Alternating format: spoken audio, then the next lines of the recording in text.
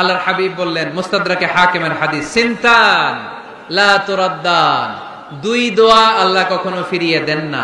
এই কোরআনকে নাজিল করছে কে? নাজিল কি উপরের থেকে হয় না নিচ থেকে? তার মানে ওয়া আনজালনাল হাদিদ, লোহাকেও আল্লাহ এইভাবে নাজিল করছে। কোরআন যেমনি উপর থেকে নিচে, ফ্রম আপ টু ডাউন, বৃষ্টি যেমনি উপর থেকে নিচে, তেমনি লোহাকেও উপর থেকে নিচে নাজিল করেছে কে? কোরআনের এই আয়াত থেকে বোঝা যায় লোহা পৃথিবীর উপাদান নয়, লোহা নিশ্চয়ই বাইরে থেকে এসেছে। সায়েন্স বর্তমান সময়ে এটাই বলছে, চিল্লায় কোন সুবহানাল্লাহ। সায়েন্স বলছে লোহার একটা মলিকিউল তৈরি করতে যে টেম্পারেচার বা তাপ লাগে, এটা পৃথিবীতে দূরের কথা, সূর্যের ভেতরেও নাই। 1 কোটি ডিগ্রি সেলসিয়াসের তাপমাত্রা ছাড়া লোহার কোন অণু পৃথিবীতে তৈরি হওয়া সম্ভব না। চিল্লায় বলো ঠিক কিনা? এত বেশি তাপমাত্রা, সৌরজগতের সব গ্রহ নক্ষত্রের তাপমাত্রা একসাথে মিলালেও চলবে না। তার মানে কোরআন যা বলেছে আর সায়েন্স যা বলেছে মিল আছে না নাই? এরপরে কোরআন পাহাড়ের ব্যাপারে বলেছে, ওয়াজআলনাল জিবালা আওতাদা, আমি পাহাড়গুলোরে পেরেকের মতো জমিনে ঢুকিয়ে দিয়েছি। সুবহানাল্লাহ। তাহলে পাহাড়কে আল্লাহ তাআলা পেরেকের সাথে তুলনা করলেন। কিসের সাথে? পেরেক চিনেন? কাঠের ভিতরে ঢুকে না, দেয়ালে ঢুকে। তাহলে আল্লাহ পাহাড়গুলোর বললেন পেরেক। আচ্ছা, পেরেক যখন আমরা কাঠের ভিতরে ঢুকাই, পুরো পেরেকটা কাঠের ভিতরে ঢুকে যায়, উপরে শুধু কি থাকে? মাথাটা থাকে, ঠিক কিনা? তার মানে আমরা যে পাহাড় দেখতে পাচ্ছি এটা পাহাড়ের মাথা। পুরো পেরেক যেমনি কাঠের ভিতরে, পুরো পাহাড়টা আছে মাটির ভিতরে। চিল্লায় পড়ি আল্লাহু আকবার। জমিনে আমরা দৃশ্যমান এই পৃথিবীতে খালি চোখে যে পাহাড় দেখতে পাই, এটা আসল পাহাড় না, এটা পাহাড়ের মাথা। যেমনি পেরেক যখন কাঠের ভিতরে ঢুকে দেই, পুরো পেরেকটা কাঠের ভিতরে ঢুকে যায় কি যায় না? পেরেক নিয়ে যখন আমি হাতুড়ি দিয়ে মারলাম, পুরো পেরেকটা কই যায়? কাঠের ভিতরে, তাই না? তার মানে খালি চোখে যে পাহাড় দেখি, এটা পেরেকের মাথা যেমনি একটু দেখা যায়, এটা পাহাড়ের মাথা। আসল পাহাড় মাটির ভেতরে, উপরে যদ্দূর দেখা যায় তার কমসে কম 10 গুণ পাহাড় মাটির ভিতরে রেখে দিয়েছে কে? এজন্য আল্লাহ উপমাটা, মেটাফরিকটা এইভাবে দিলেন, ওয়াজআলনাল জিবালা আওতাদা, এই পাহাড়কে, মাউন্ট এভারেস্টকে, আলাস্কা পর্বতমালাকে, আলপস পর্বতমালাকে, এই গারো পাহাড়কে, এই কেওকারাডাঙ্গার তাজিংডং বিজয়কে আমি পাহাড়ের মতো জমিনের মধ্যে গেড়ে দিয়েছে। চিল্লায় পড়বো সুবহানাল্লাহ। আবার আল্লাহ বললেন, ওয়ামিনাল জিবালি জুদাদুম বীদুন ওয়া হুমরুম মুখতালিফুন আলওয়ানুহা ওয়া গরাবিবু সুদ, পাহাড়ের মধ্যে কোন পাহাড় আমি বানিয়েছি ধবধবে শুভ্র সাদা, কোন পাহাড় আমি বানিয়েছি রক্তিম লাল, কোন পাহাড় আমি বানিয়েছি কুচকুচে কালো। 3 কালারের পাহাড়। কয় কালারের? মৌলিকভাবে ধবধবে শুভ্র সাদা পাহাড়, অথবা রক্তিম লাল পাহাড়, অথবা কুচকুচে কালো পাহাড়। আপনি পৃথিবীর পাহাড়গুলো নিয়ে যদি গবেষণা করেন, বিভিন্ন রঙের পাহাড় আপনি দেখবেন। আমি তো পৃথিবীর অনেক জায়গায় পাহাড় দেখেছি। মিশরে আমি তুর পাহাড়ের চূড়ায় উঠেছি। ওখানে যেখানে মুসা আলাইহিস সালামের কাছে আল্লাহ নূরের তাজাল্লি দিয়ে ফোকাস করেছেন, পাহাড়টার নাম তুর পাহাড়। 2 বার আমি উঠেছি এটার চূড়ায়। উঠতে আমার অনেক কষ্ট হয়েছে। ওখানে উঠে ফজরের সালাত পড়ে আমি খেয়াল করে দেখলাম তুর পাহাড়ের আশেপাশের পাহাড়গুলো কোনোটা খয়েরি, কোনোটা কালো, কোনোটা লাল, কোনোটা ধূসর। আল্লাহু আকবার। এক এক পাহাড়কে এক এক রং দিয়ে তৈরি করলো কে? পৃথিবীতে চায়না নামে একটা দেশ আছে না? চায়না একটা শহর আছে গানজু। কি নাম? আজকে যে গুগল করবা, the গানজু city located in China, চায়নাতে অবস্থিত গানজু শহরে একটা পাহাড় আছে। এই পাহাড়ের নাম রেইনবো মাউন্টেন। কি নাম? মানে রংধনুর পাহাড়। রংধনুর কয় রং? সবাই কন, আরো জোরে। 7 রং না? আমরা ছোটবেলায় মুখস্থ করতাম, বেনিয়া সহকলা, বেনিয়া সহকলা। এই 7 রঙের পাহাড় ওখানে দেখা যায়। এক জায়গায় 7 রঙের পাহাড়। সুবহানাল্লাহ কইতে পারলেন না? মজা করে বানালো কে? সুনানে তিরমিজি আর মুস্তাদরাকে হাকিম, মুসনাদে আহমদ ইবনে হাম্বলের হাদিস। আল্লাহ যখন পৃথিবী বানালেন, এই পৃথিবীটা ঘোরার পাশাপাশি কাঁপাকাঁপি শুরু করে দিল। এই পৃথিবীর কাঁপাকাঁপি বন্ধ করার জন্য রব্বুল আলামিন পৃথিবীর মধ্যে পাহাড় গেড়ে দিলে। 7টা tectonic plate, 7 tectonic plates creates the mountain range on earth. 7টা টেকটনিক প্লেট আল্লাহ দিলেন। পৃথিবী সৃষ্টি করার পরে পৃথিবী কাঁপে, আল্লাহ পাথর দিয়ে পেরেক মারলেন, পৃথিবী আর কাঁপে না। সুবহানাল্লাহ কর। ফেরেশতারা দেখে তো অবাক। ফেরেশতারা বলে, আল্লাহ পাহাড়ের এত শক্তি, পাহাড় গেড়ে দিলেন পৃথিবীতে, আর পৃথিবী কাঁপে না।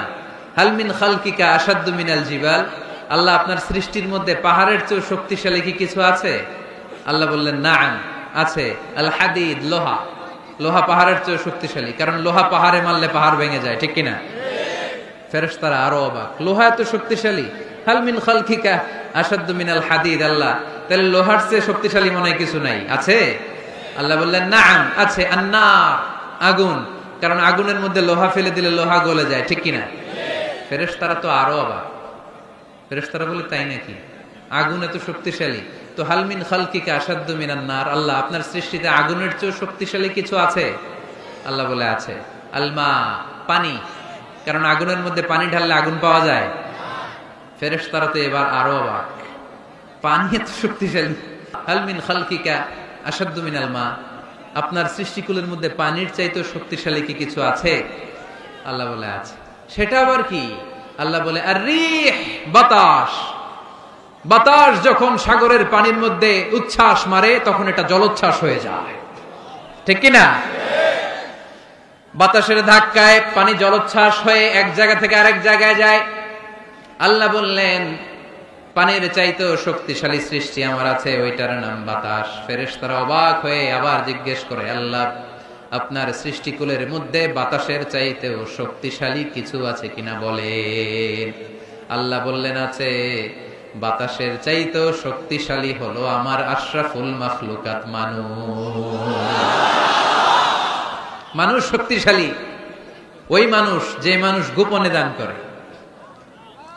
গোপনে, আল্লাকা সিররুন ইনদাল্লাহ বাইনাকা আনতা ওয়া বাইনাল্লাহ, আল্লাকা সাদাকাতুন তাখফা লা ইয়ালামুহা ইল্লাল্লাহ, আল্লাকা সিররুন ইনদাল্লাহ বাইনাকা আনতা ওয়া বাইনাল্লাহ, আল্লাকা সাদাকাতুন তাখফা লা ইয়ালামুহা ইল্লাল্লাহ। পড়তে হবে আল্লাহু আকবার। গোপন দান যিনি করে তিনি সবচাইতে শক্তিশালী, ঠিক কিনা? নাকি অমুক ভাই বিশিষ্ট সমাজ সেবক 2 লক্ষ টাকা, বলেন মারহাবা, এইভাবে দান করবেন? মারহাবা করলেও আসি, না কইলেও আসি, ঠিক কিনা? মারহাবা যদি বলে দেন, সমস্যা নাই। মারহাবা না বললেও দিবেন। তাহলে খুশি কে? বেশি খুশি হয় যখন লুকায় লুকায় দেন, নাম না জানায় দেন। ওই দান আল্লাহ এমন ভাবে কবুল করে, ওই দানের কারণে 7 শ্রেণীর ব্যক্তিকে আল্লাহ আরশের নিচে ছায়া দিবে, যেদিন কোনো ছায়া পাওয়া যাবে না, ওই দিন ওই ব্যক্তিকে আল্লাহ টেনে আরশের ছায়ার নিচে বসিয়ে দিবে। তাহলে কোরআন পাহাড়ের কথা যা বলেছে, বিজ্ঞানে ওই কথা আছে না নাই? এরপর কোরআন বলেছে, আলাম তারা আন্নাল্লাহা ইউসজি সাহাবান সুম্মা ইউআল্লিফু বাইনাহু সুম্মা ইয়াজআলুহু রুকামান ফাতারাল ওয়াদকা ইয়াখরুজু মিন খিলালিহি, আল্লাহ সাগরের পানিগুলোরে তারায় মেঘ বানায়, আকাশে নেয়, বৃষ্টি নাজিল করে। এটাকে বলে সায়েন্স, এটার নাম দিয়েছে ওয়াটার সাইকেল বা হাইড্রোলজিক্যাল সাইকেল।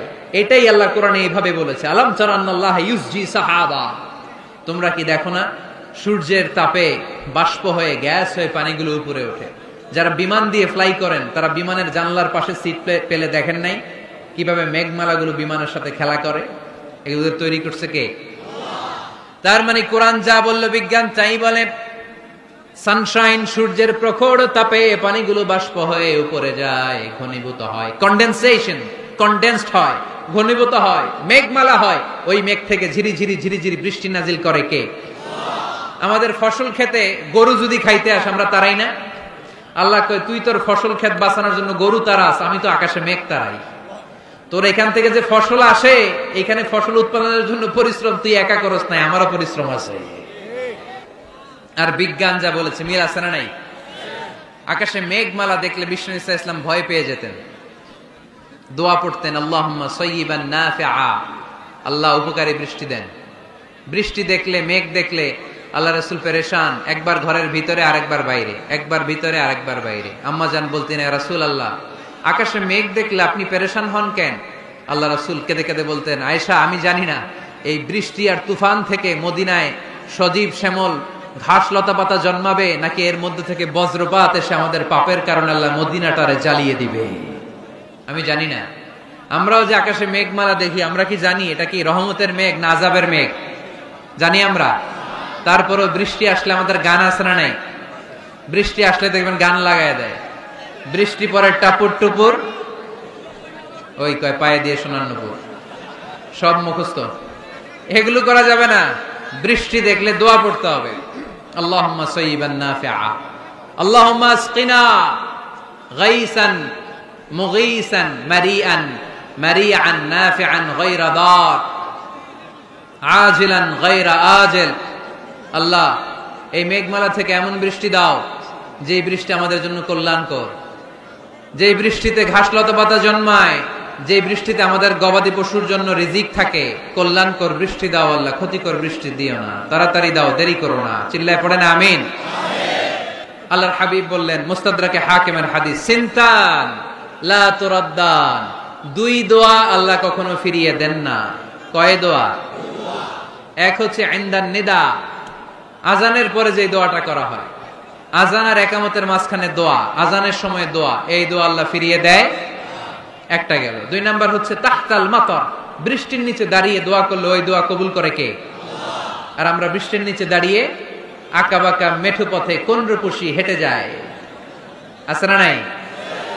বৃষ্টি আসলে আমরা ভাবুক হয়ে যাই, দরজা জানলা বন্ধ করে দিয়ে অনেকে গান বাজনা ছেড়ে দেয়, হিন্দি গান লাগায় দেয়। তো জন্য বৃষ্টি নাজিল হলে আমরা যেন আল্লাহর কাছে দোয়া করি। বৃষ্টির সময় দোয়া করলে ওই দোয়াটা কবুল করে কে?